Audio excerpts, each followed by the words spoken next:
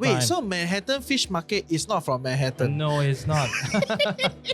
It's created in Singapore and Malaysia. So I think a lot of Malaysian, not just Malaysian brand, I think a lot of brands internationally wanted to come into Singapore. It's because this is a very international market. It's very hard for us now these few years to see that we can find master franchise in any countries because this may not be the right formula anymore. I might as well give them a single unit to test out. For both parties, it's a win-win situation, but there's a duration or time exclusive timing for you to test out. And after that, we talk about it. Are you going further to develop further? If not, then thank you so much. You keep this outlet, but we will find the real master. Malaysia Halal certification is also a well-known certification, just like MUIS in Singapore. But Malaysia JAKIM is very well-known in terms of like if you say you are a brand, Malaysia brand F&B, and you want to go into Middle East, it's easily recognizable and it's endorsed, right?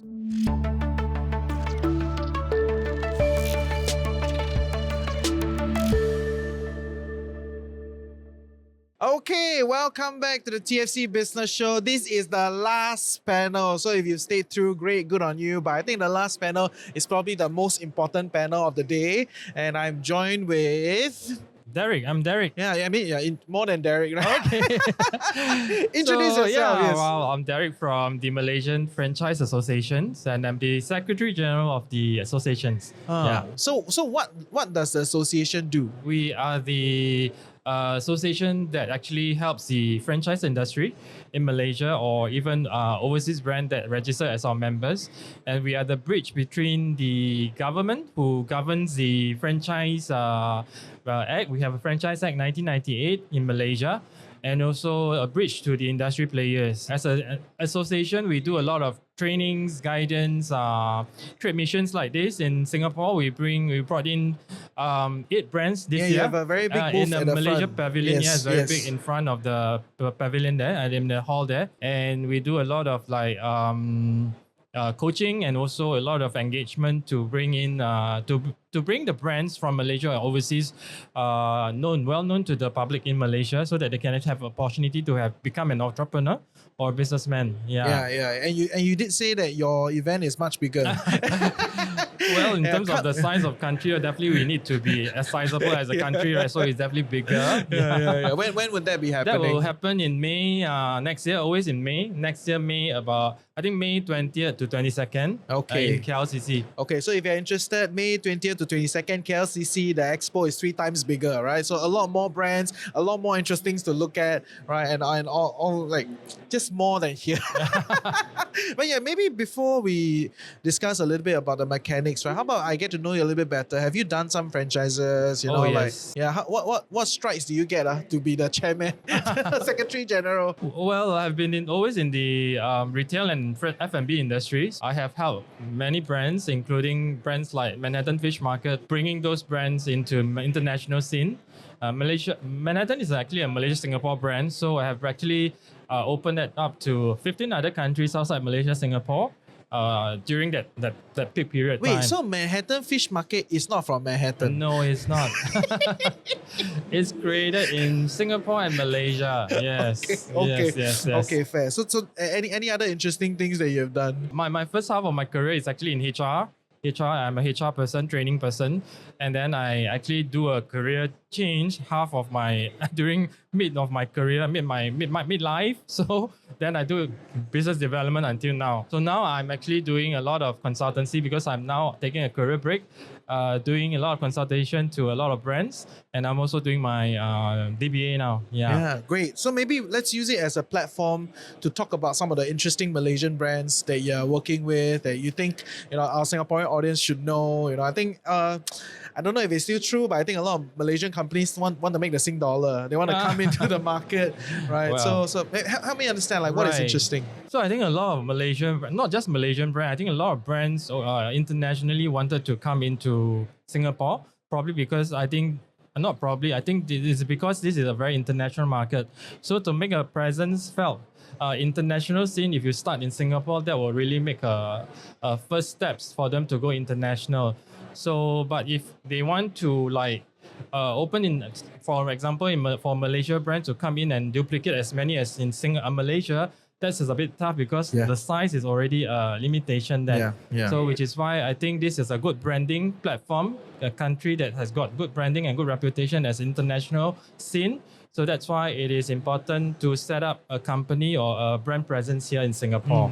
And then, of course, if a good strategy comes by, it is always to then expand back into Malaysia, where then you can have a duplication of a sizable number of outlets happening there. Yeah, fair. So that is how you will advise a lot of Malaysian franchises. Yeah, because a lot of brands thought that if you want to go into, especially F&B brands, they were thought that if you want to go into Malaysia, you definitely need to have a halal certificate to be present there. But Is it actually true? it's not really true. It's actually now options for you. But of course, if you can have halal, there's an added advantage because 70% of the population are Muslims there. So you can actually cater to most of the populations in Malaysia. It's like bigger market. Yeah. Okay, fair. What about the non-F&B? Because every time people think Right. of Franchise is just it's F&B. F&B. There's more, right? Yeah. What? The other sectors that is very big in terms of franchising in Malaysia is Malaysia brands are education brands.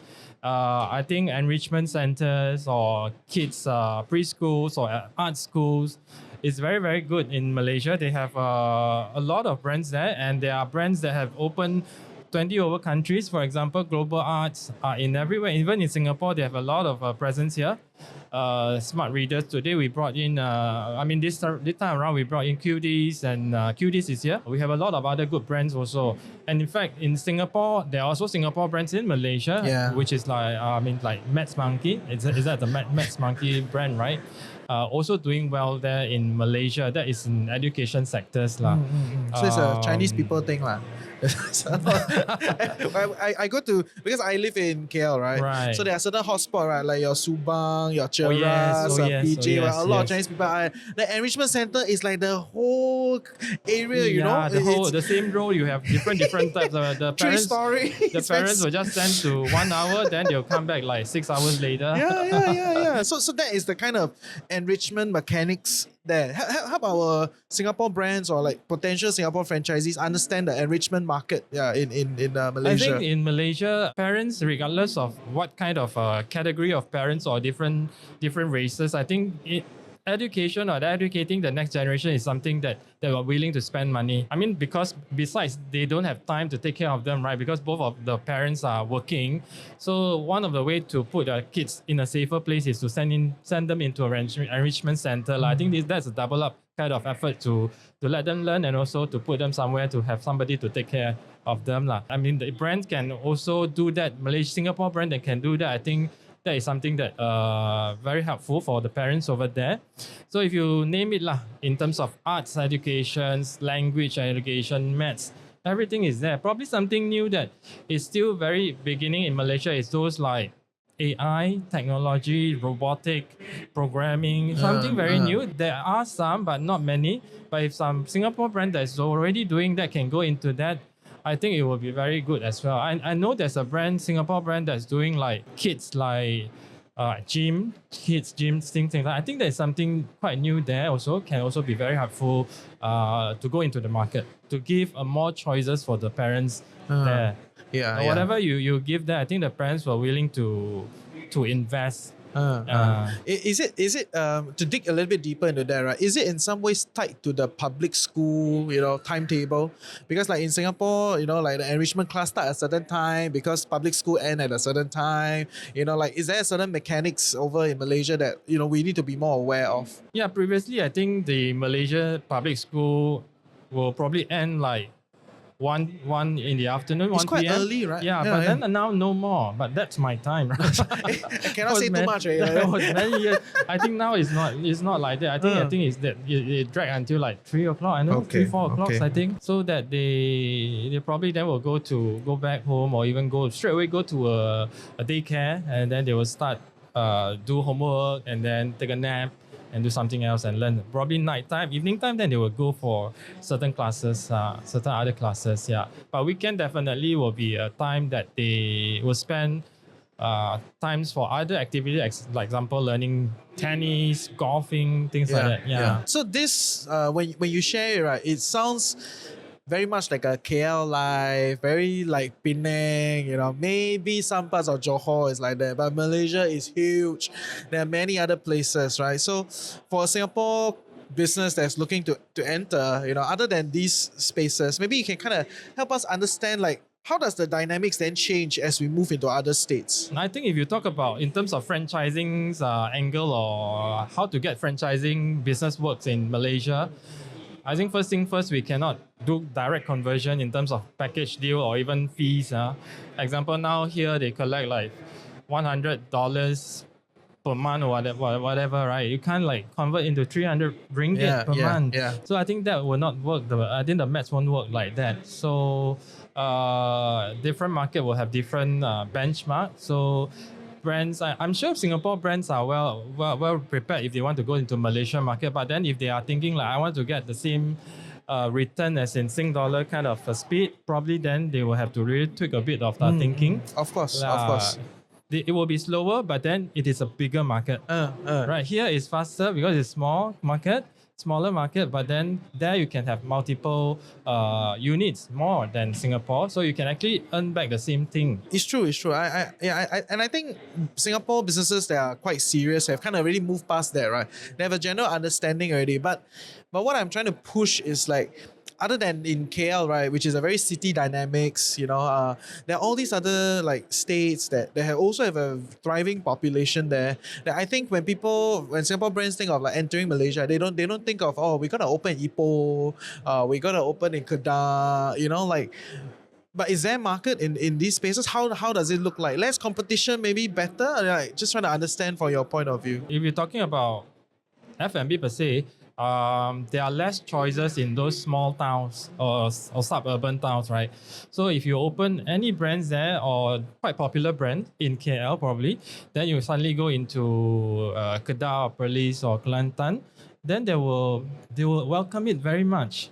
Because that is something that they have to go down all the way to KL to enjoy, but now it's there. Yeah. But then of course we can't like suddenly, because of that, you open a lot more in the same town. So you have to understand that the dynamic of how many is needed that in that town only, right? So that is something that they should be aware of lah. Just like education, but education is different. Education they goes by the number of enrollment or number of students per class.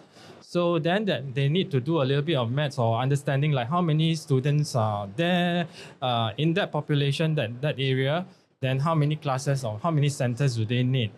Yeah, it's quite different from F&B. Yeah. Fair. I mean, I just want to repeat the story that I shared, right? I have a friend who opened up a Taiwanese dessert brand in Muar, right? And then everybody goes to that place, right? The whole Muar town goes to that particular Taiwanese dessert store, and only one. Right, and you cannot open the next one because the market is only that big. Correct. But you become the place to go. Yes. Yeah. If you open second one, may not be that case anymore, probably. Exactly. Very interesting market. How about we move the conversation a little bit into Malaysia brands trying to come into Singapore, right? Entering into the market. I know today you can only bring 8 brands, right? But you have a much bigger pool of brands that can come in. So what are some interesting things or interesting brands that you would like to do a shout out for? What do they do, and how can we partner them? I think we have 9 brands there. One is on their bigger booth, which is US Pizza. US Pizza is it's not from US. It's a Malaysian brand. So US Pizza is one of the pizza brand, but then in terms of varieties, they have a lot of flavors that is very Malaysian and Singapore. I think they flavors. Move quite fast. Over the past few years, they are everywhere already. So again, this kind of brands or F&B is no longer a traditional way of restaurants management kind of things lah. It's all a lot more on digital, how they digitalize it. The digital marketing, the social media and digital platform is playing a big role on that. So you may not see that kind of marketing everywhere on your Facebook. Probably we are not the target audience anymore, right? That will appear in those younger generations. So things like that. So I think that is something that a lot of marketeers need to learn, because if you are not learning that kind of digital marketing platform, then you probably are outdated already, right? So those are the newer brands that has focusing more on marketing. And I think I just came back from Bedok, the shop there, US Pizza shop. It was full house. A small shop, but full house, and the delivery guys keep on in and out, in and out. So I think that is one of the brands that need to we can look out in Singapore or grow. Not, as I said, you won't grow as many as Malaysia, but probably 10, 15 will be a sizable numbers in Singapore. That's most of the same store pick. Yeah. The other brands that is quite got a lot of feedback these few days is actually Iris Pro. Iris Pro is actually a brand that do tinted film. So for your car, for your window at home, in your home, right? So this is something. It's a new franchise industry. It has been there in the market, but doing franchise is something new. And then I think to be clear, is that licensing or is it franchising? So the whole system I have to buy as a standard, especially on this the products. Okay, the okay. film, yeah.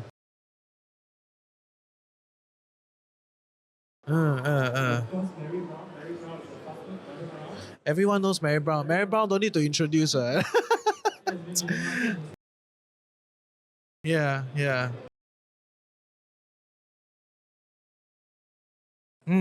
Yeah, talking about single unit franchise, right? Because we are so close, right? So how often is it that a Malaysian brand will give me a master franchise?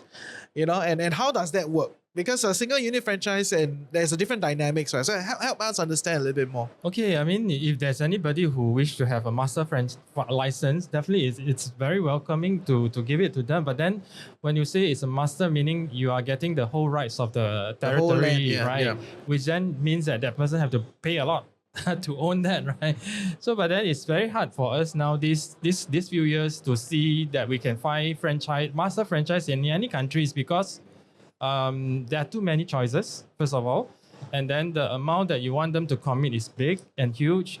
And for brand owner also, we thought that this may not be the right formula anymore. I might as well give them a single unit to test out.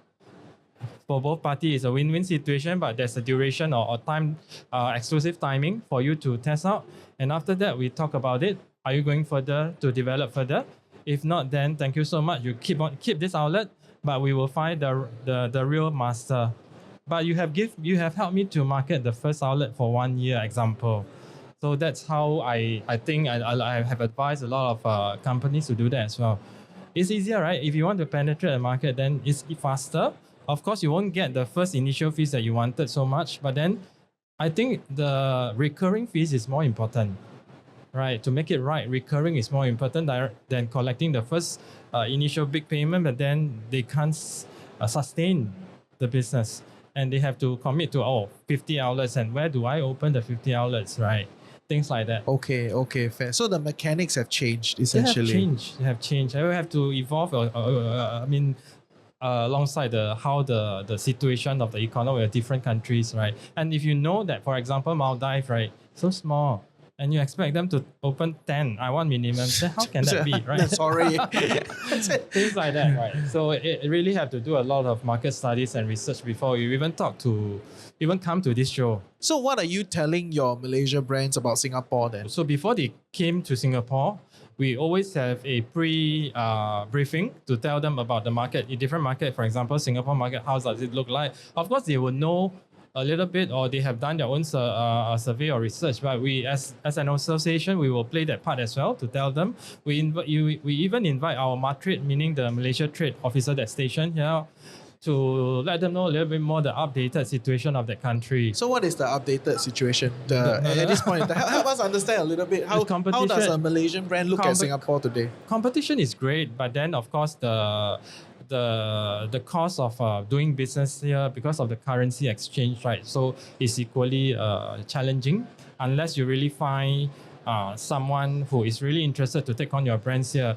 But then in terms of F&B, of course, the food cost, the cost of goods sold, if it is coming from Malaysia, definitely is still affordable because the products are from Malaysia. Right, so Malaysia grows a lot of things, so it's a lot easier. Right. The supply chain is shorter. But this round, we actually brought in the 8 are all different industries. Yeah, I saw different. It's not just makan. Yeah, it's not just makan, only Mary Brown. So they need to understand they cannot use the same package. How they sell the franchise in Malaysia, they have to create a tailored customize a package that is suitable for this market. So what about Singaporeans trying to open up in Malaysia? Actually, Malaysia there's a franchise good opportunity in Malaysia as long as they are ready to go in and then they find the right a local partner, as in partner as franchisee, or a local, not say consultant, but someone that knows the market well and can advise them correctly. A good real estate person that can help them to find the right location suitable for that kind of brand positioning, then they will do well. But don't think too much about how much return on investment that they can do before they even start the first recruitment or the right talent search of a franchisee. Of course. Yeah, because that plays a very important journey later on. Of course. That you are handing over that brand to this person. Help me elaborate a bit more on the state of Malaysia then, at this point in time, in terms of from an economic, how should we look at it, and what are the interesting areas? Like maybe like Johor is like booming town, right? And it's like, I mean JB specifically, right? And you see all these businesses popping up. So like, help us understand like where are the hot spots, what is interesting from a franchise business standpoint. To fight for a location is not easy. If you are a coffee brand that you want to go into Malaysia, any malls, the mall leasing will tell you, oh sorry, I have 10 other coffee brands inside. And they're all doing very well. You have to queue, you have to wait, right? So depends on the business model or business decision planning. Then going into suburban area is also possible, but the logistic, you need to plan your logistic, how to support them after that opening. But because Malaysia is not big, but it's very scattered, right? So from KL to go to East Coast, Kelantan, Terengganu, it takes a great effort to go there. And then going to Penang is different, things like that. So need to plan the plotting of your location. How do you want? Do you want to open 5 first year? Or how big you want to grow and how fast? Then probably if they come and talk to me, I will tell them what to do. Without getting cancelled, because Sabah, Sarawak, we cannot forget, right? What about there? Even Malaysian brand who wants to open in or operating in Sabah, Sarawak also feels a bit difficult, right? We treat it as like another country. Really? As well. Okay. Tell me more from an operational standpoint, right? In terms of operational, because if the supply chain itself, yes, it can go over, but then also you have to take flight or take the ship, right? I mean the shipping side. Then a lot of time we say franchising is about we control only on proprietary item, for example in F&B, but the rest of the items you can find locally. But the one that we say you can find locally, that is a challenge, because the local sometimes will have no stock, no supply, cannot support. That's a problem. It's not about the proprietary item. Proprietary, no problem from the brand owner, right? They will of course supply over. It's just that the cost of shipping is expensive or the process is long. But then sometimes it is the local sourcing part that is a challenge. And sometimes in Kota Kinabalu, you go to another town which is so far away and the logistics are a problem. So I think the challenge is there. So the consistency of product availability may be a challenge sometimes in terms of F&B. So even peninsular brands struggle not just to international brand. Go over. Yes, interesting. But does that pose an opportunity? Is that like a... Yes, what do you think? You are very confident that 2 states, Sarawak and Sabah, is going to give you a sizable number of outlets there, you have to like really make a decision to set up a small central warehouse, central kitchen, so that you don't that's have the commitment level. Yeah, so that you don't have this problem in the long run. Okay, fair. So that's probably one of the ways to go about it. Or you have to partner a local manufacturing or production center to say that I give you the rights to produce this, and you help me to manage. But that massively moves up the capex, right? And then affects the risk profile of the investment. Correct, of course. Okay, I understand. What about non-F&B? Non-F&B is quite easy. I think education, brand retail services, they can easily go into that market, and then the market is still very big. Malaysia government is now also focusing a lot on that 2 states, and that local states is also doing a lot of activities. For example, next week, in fact, the Malaysia brands are going to Sabah for another franchise show. Nice. So that will have more than 15 brands going over. To cater for that market. So any insights into that market? What is interesting about it? The wage, the market dynamics. Last time when we wanted to open Manhattan Fish Market there, for example, many years ago, Manila Fish Market is seafood, right? So we know Sabah is known for Seafood lah. Seafood. Yeah, the market is huge. The seafood market is huge. So then the understanding is that, oh, okay, probably a little bit tough, right? But then there is a live fish. This is actually a fresh fish, but it's frozen, right?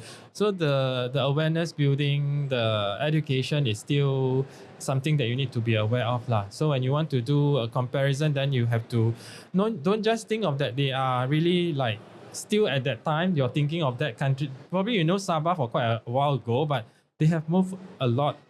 And last time when Peninsular brand wanted to have labor issue, they will then recruit from Sabah, Sarawak, right? Bring them in. But now they don't want to. They don't need to come to Peninsula anymore. They can have enough employment opportunity there. It's true. So it's which true. shows that the economy is also growing I have there. teammates in Sabah, Yeah. Sarawak, remote. Yes. They're all doing great work. They Correct. don't need to fly to Peninsula In anymore. fact, Do it in your home. Sabah's cost of living is also very high. Quite higher than Klang Valley, certain areas. So maybe in closing, right, I think you can share with us a little bit more on like some of the interesting economic trends across Malaysia for Singapore businesses that don't really know lah, right? Like let's say there's the Johor, special economic zone. I don't know if you have some insights into it because haven't really come out. There's some of these like commercial belts that are being developed across the board. Just kind of educate us a little bit of what is potential. Malaysia Halal certification is also a well-known certification, just like MUIS in Singapore.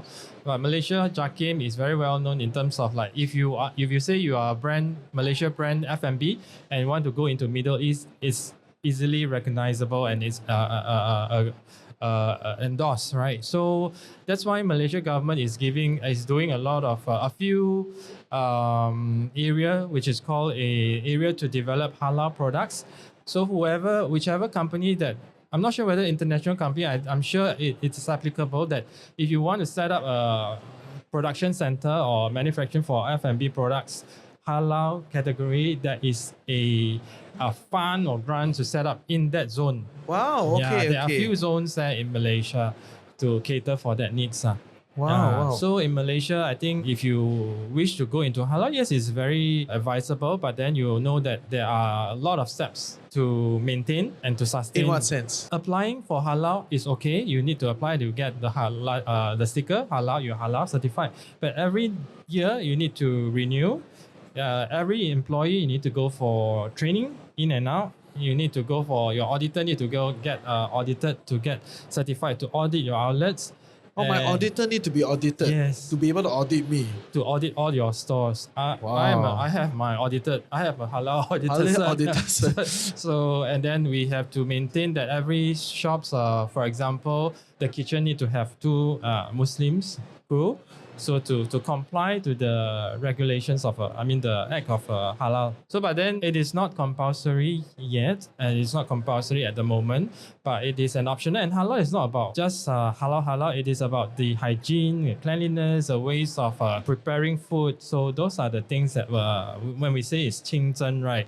So even in overseas, there's a lot of countries, even Taiwan started to have 清真restaurants. They encourage all this. In Japan, I opened in Japan before in Manhattan, and we make it halal. And you start to see a lot more of non-Malay Muslim type of halal food popping out in Malaysia, right? The mee tarik is everywhere now. There's so many more in the Turkish desserts are all in. There's a lot of these things coming into the market. I think the trend in Malaysia now is actually in terms of F&B again is that the healthier options foods category is increasing a lot in terms of demand. The youngsters, the millennial, or even the very very young one will look at how much is the calorie count, the sugar level. They are very particular on So that. is it like a salad bar, smoothie kind of situation, or where are we in terms of this healthy? Salad is one, but they even like normal shops, they will tend to ask for less sugar, or they will look at the content of whether that is allergen free or whatever, things like that. So even the Malaysian Ministry of Health is also working on that to see whether how is the acceptance of the public if the menu will indicate calorie count. Yeah, it was done previously in Old Town as a pilot trial. So yeah, it was good received by the public. Yeah. Great, great. Okay, cool. I think you've shared a lot of good stuff in and out. Any last things you want to add? Shout out for the next event. Our next event is our Franchise International Malaysia 2025 in Kuala Lumpur Convention Centre, KLCC, the Twin Tower. So it is on May 20th to 22nd. There's also a conference there. You can actually see a lot of international speakers talking about franchising. So come and join us next year. Yeah, and you will be bringing us over, right? Can. Next year. Okay, Deric Yeo on. Okay, and that's it. That's it for today. After 8 panels, I think I'm quite amazing. So I survived 8 panels today. Thank you for staying with us and hope you enjoy the 3 days of live stream at TFC Business Show. And that's it. Take care. Bye.